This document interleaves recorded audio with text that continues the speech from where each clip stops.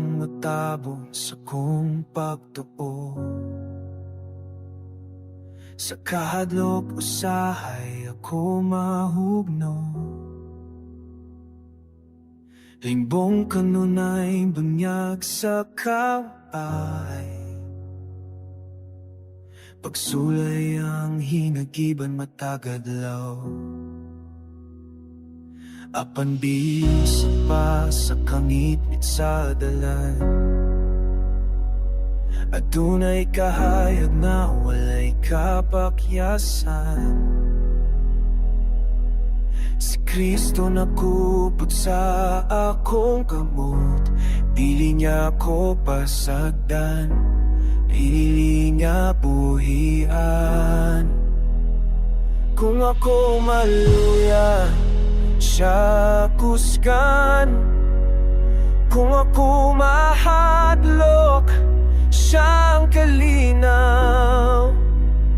Sa matag luha upag antos, na siya kanunay matinutanong. Mga pagsulay buhat sa kaaway, apan si Kristo ang akong paglaom. Siya masaligan, siya gamhanan, gamhanan sa talan. Mga pagsulay dili makapildi, kaya nga ni Jesus nabaw sa talan. Siya akong kusog ug kaluwasan, gamhanan sa talan.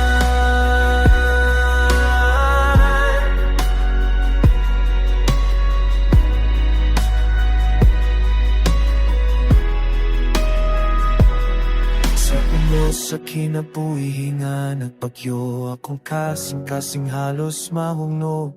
Apan ang pulong niya mawi kalasangan, diha ka niya ako makapahulay.